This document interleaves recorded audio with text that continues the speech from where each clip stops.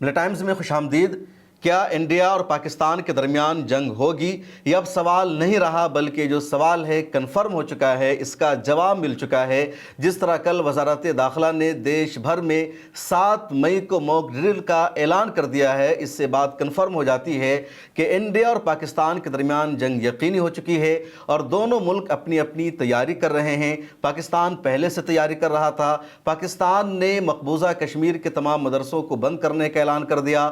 جو وہاں مقبوضہ کشمیر کا علاقہ ہے اس کو اس نے خالی کرا دیا۔ وہاں کے لوگوں سے کہا گیا کہ وہ 2 مہینے کا راشن جمع کر لے۔ اس کے علاوہ پاکستان نے 2-3 میزائل کا تجربہ بھی کر لیا ہے۔ ادھر انڈیا سے بھی اب اسی طرح کی تیاری کی خبریں سامنے آ رہی ہے۔ شروع میں کشمیر کے کئی سارے ٹورزم پلیسز کو، سیاحتی مقامات کو بند کرنے کا اعلان کیا گیا۔ کشمیر کے ڈل لیک میں ریہرسل ہوتی ہے، لکھنؤ میں ریہرسل ہوتی ہے، اور گزشتہ کل وزارت داخلہ نے تمام چیف سیکریٹریز کے ساتھ ایک میٹنگ کی، سول ڈیفنس کے ذمہ داروں کے ساتھ میٹنگ کی، اور اس کے بعد امت شاہ صاحب کی طرف سے اعلان کیا گیا 7 مئی کو پورے دیش میں موک ڈرل ہوگی۔ موک ڈرل کا مطلب ہی ہوتا ہے سول ڈیفنس کی تیاری کرنا، دشمن کے حملے سے خود کو کیسے بچانا ہے اس کی تیاری کرنا۔ موک ڈرل کا مطلب ہوتا ہے کہ ایک فرضی حملہ ہوتا ہے، ایک فرضی اٹیک کرایا جاتا ہے، اور اس فرضی اٹیک کے دوران عوام خود کو کیسے اس حملے سے بچائے گی، آرمی کیسے اس حملہ کو روکے گی، ایمبولینس اور فائر بریگیڈ کی گاڑیاں کتنی دیر میں وہاں پر پہنچے گی، کنٹرول روم کا رابطہ کس طرح ہوگا اور کیسے پورے معاملے پر قابو پایا جائے گا، رات کے وقت میں کس طرح لائٹس کو بند کرنا ہے، کس طرح موبائل کے ٹاور ختم کیے جائیں گے، چلتے راستے کے دوران کس طرح روٹ تبدیل ہو جائے گا اور گاڑیوں کے روٹ کو تبدیل کیا جائے گا، راستہ بند ہو جائے گا۔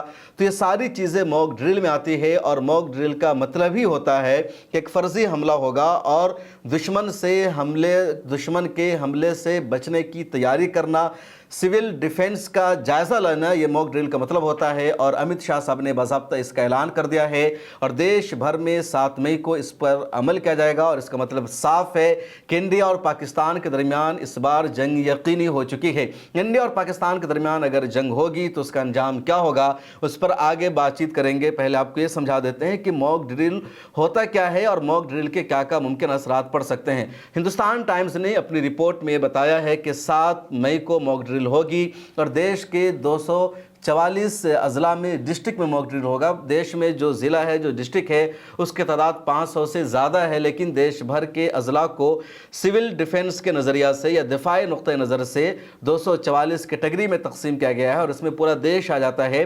اور جو سرحدی علاقے ہیں، جہاں کی جو سرحدیں ہیں وہ پاکستان سے نزدیک ہے یا چین سے نزدیک ہے، وہاں زیادہ اس پر فوکس کیا گیا ہے۔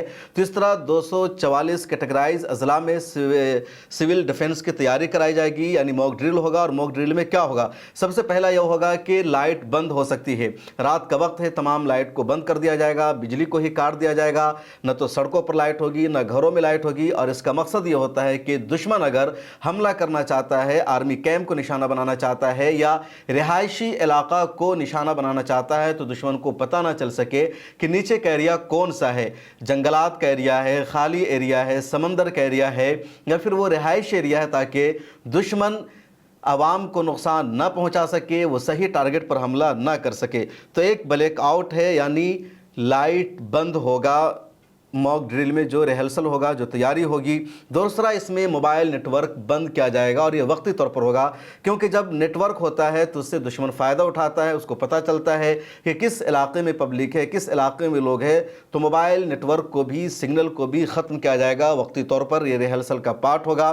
تیسرا، ٹریفک کی روانی میں تبدیلی ہوگی۔ ایک شاہراہ ہے، ایک ایکسپریس وے ہے، ایک نیشنل ہائی وے ہے، گاڑیاں اس پر چل رہی ہے، اچانک اعلان ہو جائے گا یا اس راستے کو، اس ایکسپریس وے کو بند کر دیا جائے گا، اور پھر وہاں چلنے والی گاڑیوں کو دوسرے راستے سے جانا ہوگا، ان کو اپنا روٹ تبدیل کرنا ہوگا۔ یہ بھی موک ڈرل کے میں ہو سکتا ہے، نہیں ریہرسل کے درمیان یہ ہوگا۔ اسی طرح کوئی پبلک پلیس ہے، وہاں پر لوگوں کی بھیڑ ہے، جیسے کناٹ پلیس ہے یا گڑگاؤں کا ایریا ہے، نویڈا کا سیکٹر 18 ہے، جہاں مارکیٹ ہوتی ہے، جہاں بھیڑ بھاڑ ہوتی ہے، होती है, अचानक ऐलान होगा कि इस पूरे इलाका को खाली कर देना है, यहाँ पर कोई भी नहीं होगा, तमाम दुकानें बंद रखी जाएगी, तमाम पब्लिक को यहाँ से जाना होगा, तो ये भी मॉक ड्रिल के दरमियान हो सकता है। इसके अलावा एयर रेड सायरन बजाया जा सकता है। सायरन को आप जानते हैं जैसे इजराइल में लगातार होता है कि जब भी इजराइल पर हमास का रॉकेट हमला होता है या यमन के हौसियों का हमला होता है तो इजराइल में सायरन बजने की आवाज़ सुनाई देती है, लोग बुंकरों में जाकर छुपते हैं।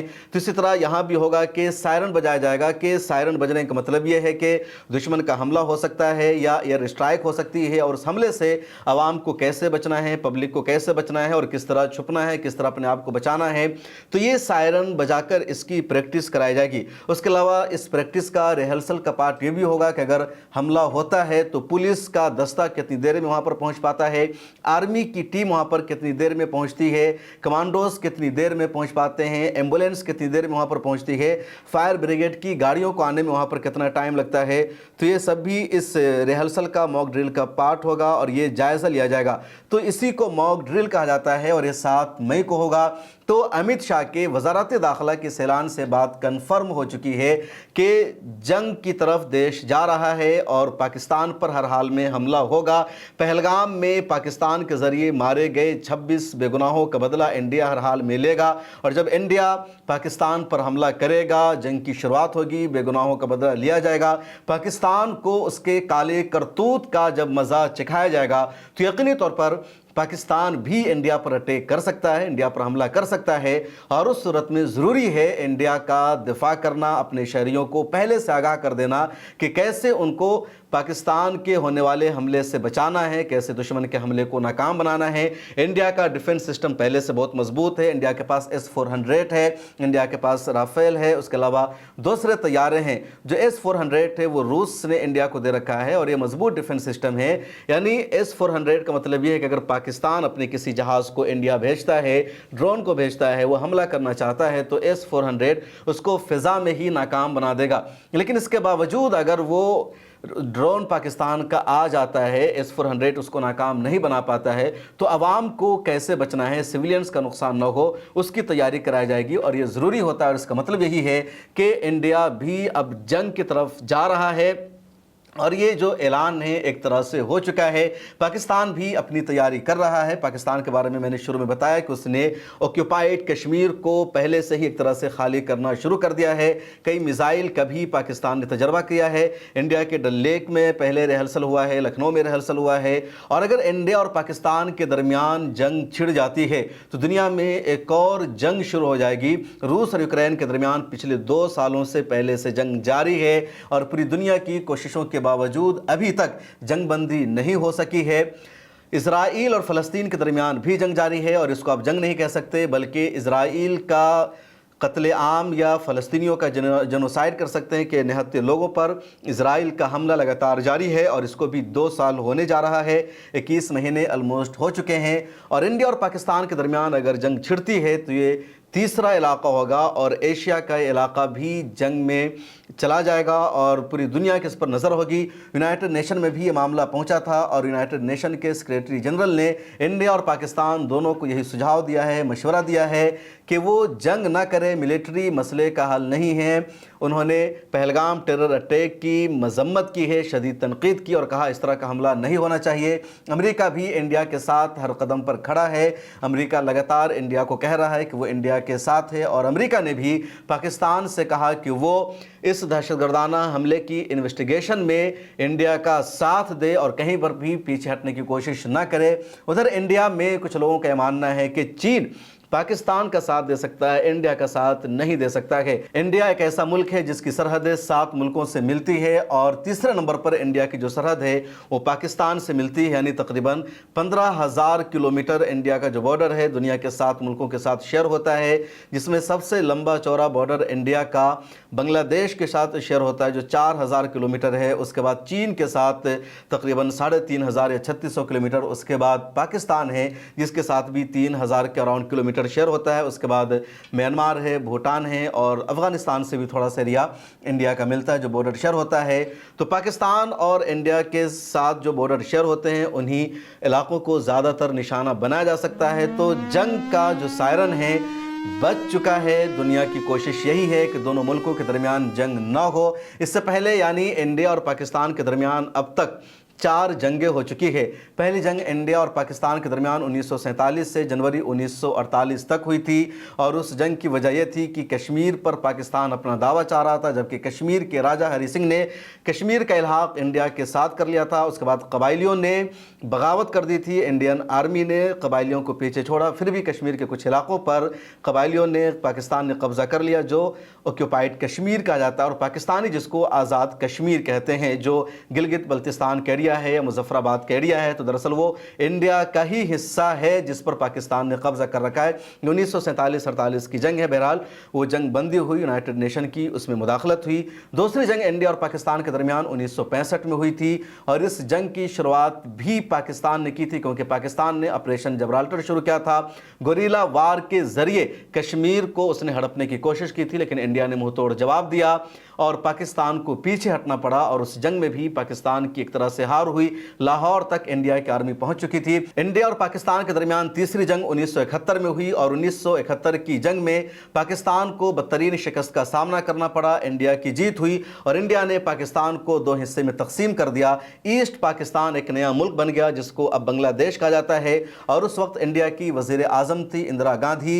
उस वक्त अमेरिका पाकिस्तान को खुलकर सपोर्ट करता था, लेकिन अमेरिका की धमकियों में भी इंदिरा गांधी नहीं आई और अमेरिका की मदद पहुंचने से पहले ही उसने ईस्ट पाकिस्तान को एक अलग मुल्क बांग्लादेश बना दिया। बांग्लादेश और पाकिस्तान की जो तकसीम हुई उसकी वजह यह थी कि बांग्लादेश और पाकिस्तान एक था, लेकिन बांग्लादेश को ईस्ट पाकिस्तान कहा जाता था और पाकिस्तान जो वेस्ट पाकिस्तान है इन दिनों, और दोनों की सरहदें आपस में नहीं मिलती थी। इसी तरह बंटवारा हो गया था। इंडिया के बगैर कोई भी वेस्ट पाकिस्तान से ईस्ट पाकिस्तान नहीं जा सकता था। आप मैप देख सकते हैं कि ये बांग्लादेश है, ये पाकिस्तान है, बीच में पूरा इंडिया है। न तो जहाज से जाने का रास्ता है डायरेक्ट, ना ज़मीन से जाने का रास्ता है, समंदर से भी लंबा चौड़ा रास्ता तय करना पड़ सकता था। तो इसी वजह से दोनों मुल्क का जो जोग्राफिया था अलग था, दोनों जगह की तहजीब अलग, दोनों जगह की जो सकाफत है वो अलग, कल्चर अलग। 1970 के इंतखाब में अवामी लीग ने जीत हासिल की जिसका हेडक्वार्टर ढाका में बांग्लादेश में, और उसके सरबराह थे शेख मुजीबुर रहमान।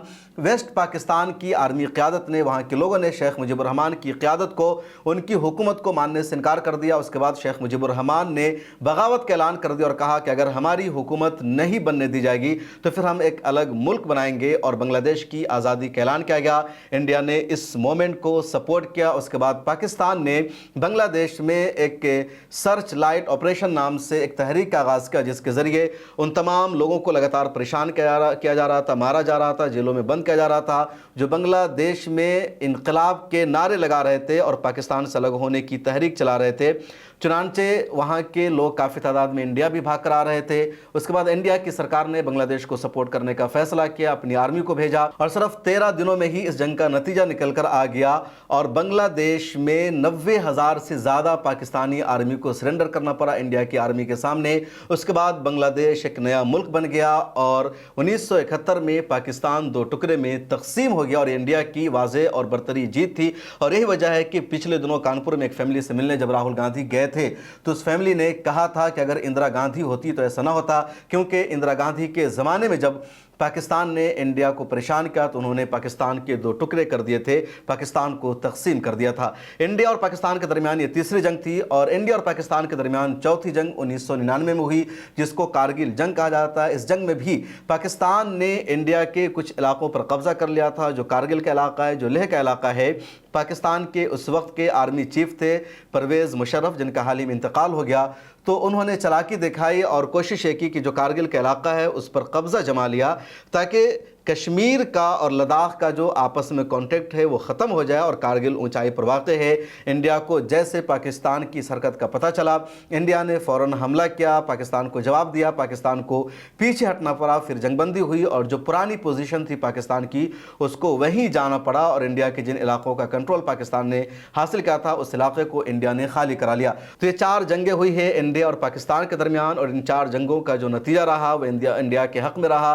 दोनों तरफ का नुकसान हुआ। ہوا، لیکن ہر جنگ میں زیادہ نقصان ہمیشہ پاکستان ہی کا ہوا، انڈیا کا ہمیشہ کم نقصان ہوا۔ اگر ہتھیاروں کی بات کی جائے تو انڈیا کے پاس زیادہ آرمی ہے، انڈیا کے پاس زیادہ ٹیکنالوجی ہے، انڈیا کے پاس زیادہ ہتھیار ہے، پاکستان کے پاس ہتھیار کم ہیں۔ ہاں، دونوں ایٹمی پاور ضرور ہے، اور یہی وجہ ہے کہ جب بھی انڈیا اور پاکستان کے درمیان جنگ کی نوبت سامنے آتی ہے تو پاکستان کی دھمکی صرف یہی ہوتی ہے کہ وہ ایٹمی ملک ہے، اس کے پاس ایٹمی پاور ہے، اس کے پاس نیوکلیئر طاقت ہے، اور وہ اس کا استعمال اپنے دفاع کے لیے کر سکتا ہے۔ اب انڈیا اور پاکستان دونوں جنگ کی تیاری کر رہے ہیں۔ اب دیکھنا یہ ہے کہ جو تیاری ہے وہ صرف تیاری رہے گی یا باضابطہ جنگ بھی ہو جائے گی۔ آپ ایک انڈیا کے شہری ہونے کے ناطے کیا چاہتے ہیں؟ کیا جنگ ہونی چاہیے یا جنگ نہیں ہونی چاہیے؟ اپنی رائے ضرور لکھیے۔ مجھے دیجیے اجازت۔